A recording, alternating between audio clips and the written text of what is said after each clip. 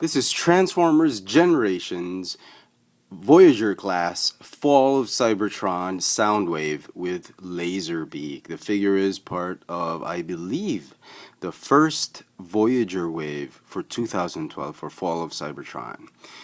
And I gotta tell you folks, this is a remarkable toy. When it was first announced, I was like, okay, Cybertronian Soundwave. We're still not over the War for Cybertron Soundwave, how kind of kooky it looked. But here comes Hasbro with another Soundwave rendition. Then they started releasing pictures, and I was like, hey, Hasbro might be onto something with this one. And sure enough, I was mostly impressed with this figure. It's not without its flaws, I will give you that. We'll talk about that later. But overall, it is a great figure. And, you know, for a game-accurate figure, I don't know how Hasbro is going to market this to kids. It's a little bit complex.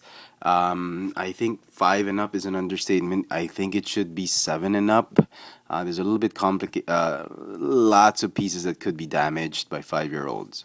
So anyway, before we begin, let's put him there. Let's start with the packaging, and as you can, drop Laserbeak. Here he is. Fantastic artwork. He's got Laserbeak right there on his shoulder, and here are the other minions, which are sold separately as 2 packs. Hopefully I'll be getting them in a couple weeks. Today is November 23rd, 2012. Maybe December I'll get them. I'll make sure to do a review for you guys. This particular mold also comes in a black repaint, or the Sound Blaster repaint, which I've already shown you guys in my haul video. Go check it out if you haven't seen it. And it's exactly the same. It's just a repaint, an immediate repaint. And it's got Buzzsaw instead of Laserbeak as a data disc. So there. Alright, we'll keep it there for the time being. So here we have Soundwave. If you remember, people are wondering, why does he have a data disc? I mean, what the hell is the deal with that? And it's really a tribute to, for G1. G1, they were cassettes. And he was a cassette player, and back in the 80s, the music player back in the day was a Walkman or a cassette player. And cassettes were, if you weren't born yet in the 80s, you have no idea what the cassette is. It's like it's like a plastic cartridge, a flat one, about this thick, and it's got a magnetic tape that is spooled on 2 spools, and it moves from left to right, or right to left, whichever side you're in. And on the base there, the magnetic tape is exposed, and that's how you record sound. It was a very analog. I'm sorry I don't have a cassette now. I think I threw away most of my cassette tapes when I was spring cleaning. But it's a way to record analog, in an analog way, sound and music. And I suppose that's how the data discs came about. Soundwave is a communications officer, and thus he needs to store data. So let's stand him up. It's a pretty well-sized Voyager class figure, and I am very impressed and actually appreciative of what Hasbro has done with this figure. It's as if Hasbro is apologizing or making up for giving us those really tiny Fall of Cybertron Deluxe class figures for the first few waves. And with this one, they have sort of the Fall of Cybertron line has sort of redeemed itself for me. If you didn't catch the Generations War for Cybertron Soundwave, this is what he looked like. And for a while, people thought he had clown feet and he was too gangly. Yeah, he's a little bit thin in places and thick in places. Yeah.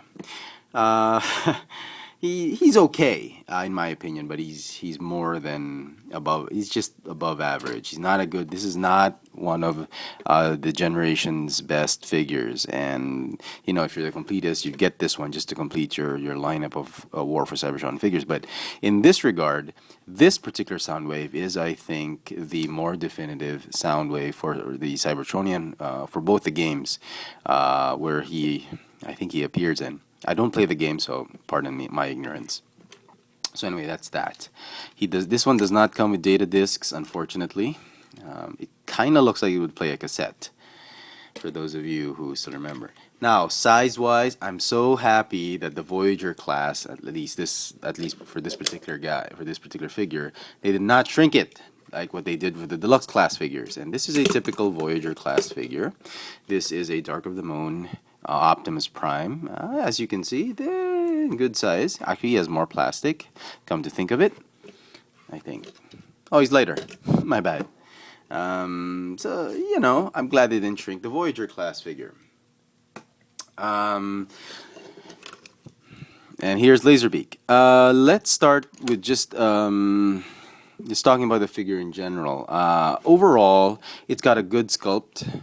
Paint apps are great. If you're looking through several on the shelf, make sure you check the gold Decepticon symbol and the faceplate, the silver on his faceplate. Make sure they're painted on well and no scratches and smudges. Other than that, paint is flawless, almost flawless, I think. Yeah, purple. You get a lot of silver here, more energon, neon purple, pink, purple, some gold. The silver on these teeth or bumper when in car mode is really amazing, and I love what Hasbro has done with this figure.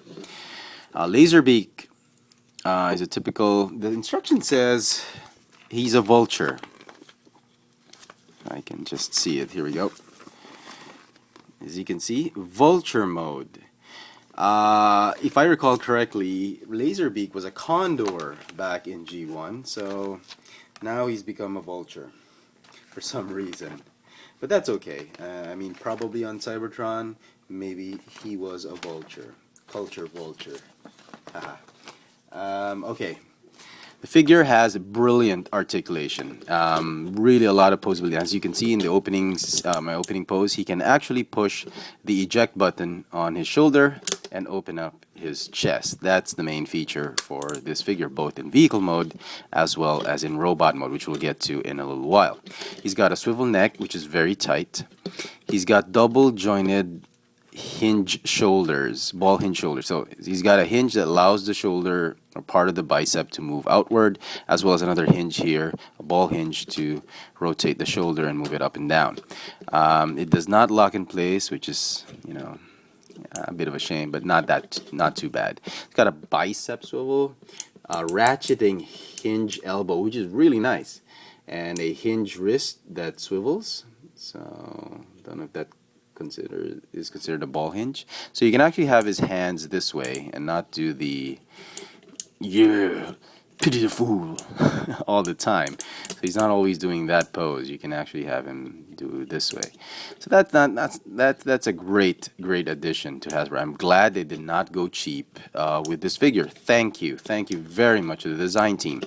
No waist swivel because of transformation. The waist piece actually detaches and moves upward, which I'll show later. He's got a ball hinge hip, thigh swivel, which is a little bit loose on mine. This one's tight, but this one's a little bit loose.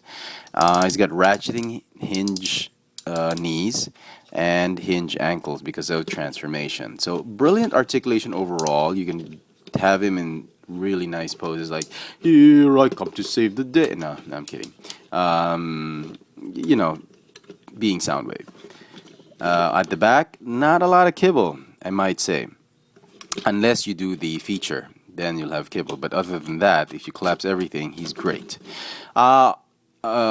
One particular con, or pun intended, no pun intended, he only has one weapon. As you know, G1 Soundwave has two. He has a gun as well as a shoulder cannon which transforms into batteries. He does not have the gun.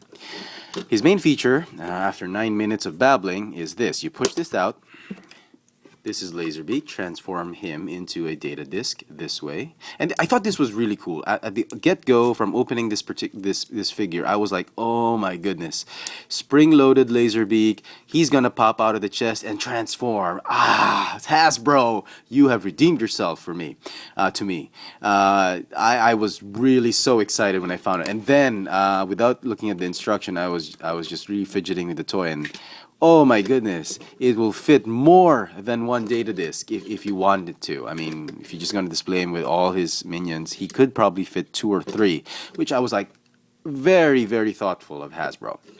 So, on to the feature. Laserbeak transforms at the push of a button. You can sort of drop him and he would transform. Or you could do it the less disastrous way by just pushing the button and he would transform, which is very nice. I love that. I love that. I like these spring-loaded transformations, just like the bot shots. However, the instructions clearly say that you insert Laserbeak with the button outward. So I was like, okay, that's probably going to mess things up. But anyway, we'll do it both ways. We'll try and insert we'll insert Laserbeak into Soundwave both ways. What am I saying? Yeah, that's what she said. Anyway, we'll insert him facing forward and we'll insert him facing backwards. Okay, rated PG. So let's try to do what the instructions say. So what I also noticed, another con or negative about the figure is he's a little bit tight. It's not a matter of shaving the plastic. There's really some pegs. It's very, very shallow pegs right there, really to tighten the data discs that you insert. Haha, to tighten. Okay, and it's very tight. It's tight when you insert it. It's like as tight as when you're inserting. What metaphor am I looking at here?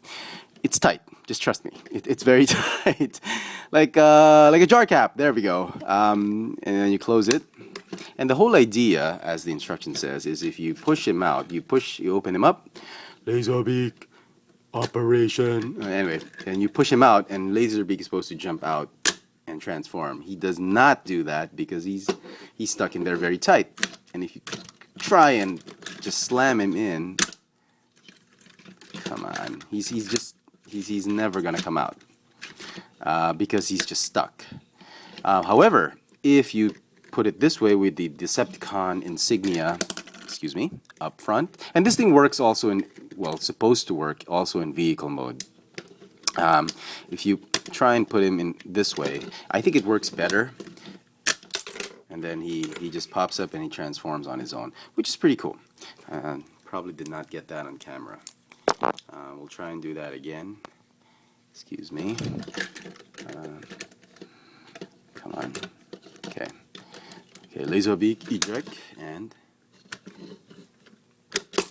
Okay, I hope everybody saw that. Yeah, he's like, ah!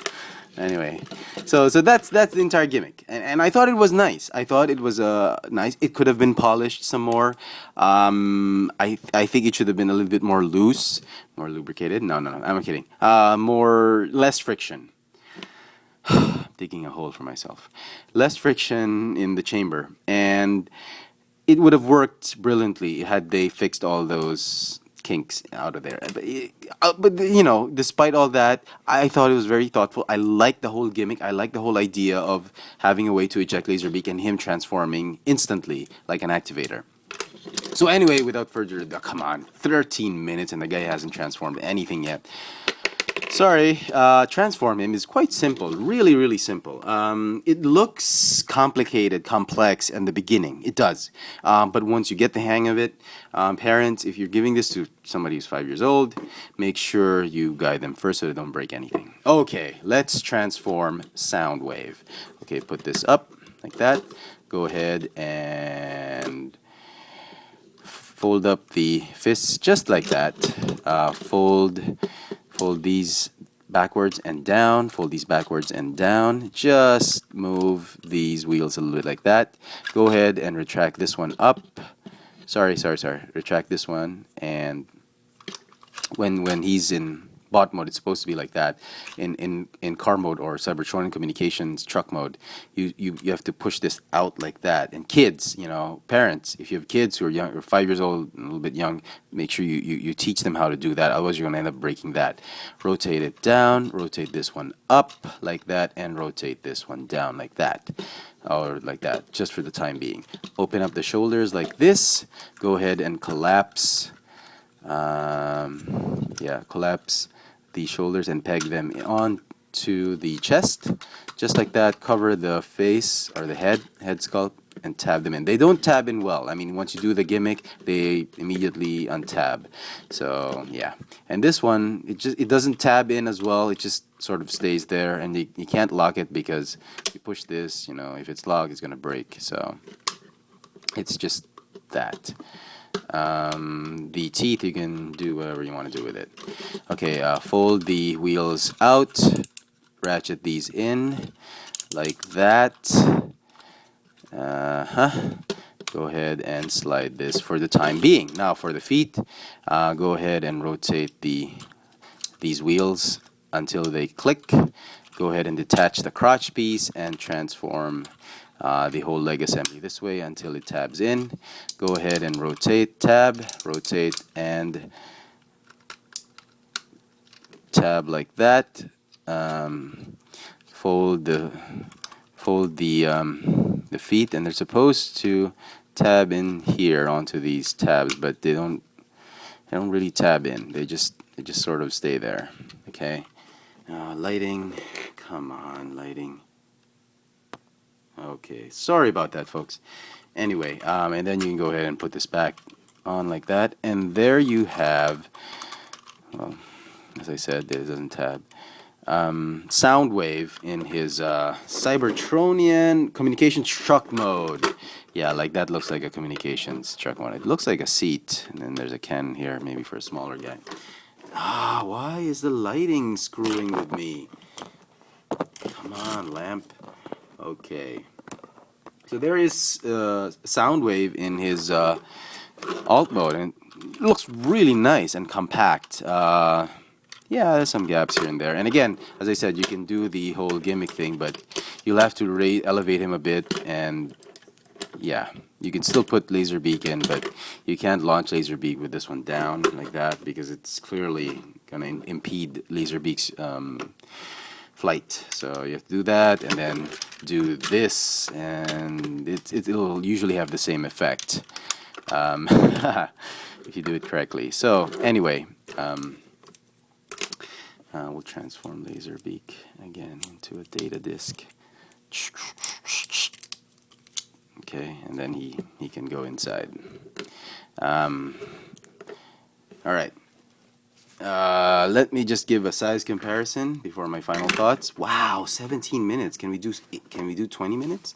Here it is with the deluxe class Cybertron and Bumblebee.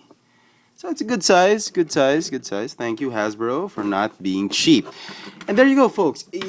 Overall, I give this figure a 9 out of 10. It is an amazing figure. It has its flaws, but if you're a big fan of the Generations line, especially the Fall of Cybertron game, War for Cybertron, this is a more definitive Soundwave than this guy will ever be. I'm sure a third-party company will mass produce this one, this particular weapon. I hope you like this review. I apologize for the length and too much ranting and blabbing and whatnot. If you like this video, please click the thumbs up icon, share it with your friends, add it to your favorites. Catch more of my videos on FX Friends and Shuffletron on YouTube. I do contribute videos as well to Tech Sushi on YouTube. Toy purchases are posted on twitter.com/FXFriends. Follow me there. Haul videos are on geek.com/FXFriends. And toy sightings locally here in Manila are on Instagram at FXFriends. Thank you very much for putting up with me, folks. A great figure, fantastic job. It's a great effort on Hasbro's part, and they have so redeemed themselves, especially the Fall of Cybertron line for me. This and Bruticus are probably going to be my favorites. I haven't opened up my Bruticus. I will have a review of that up soon. There you go, folks. The Transformers Generations Voyager class Fall of Cybertron Soundwave with Laserbeak. Thanks for watching.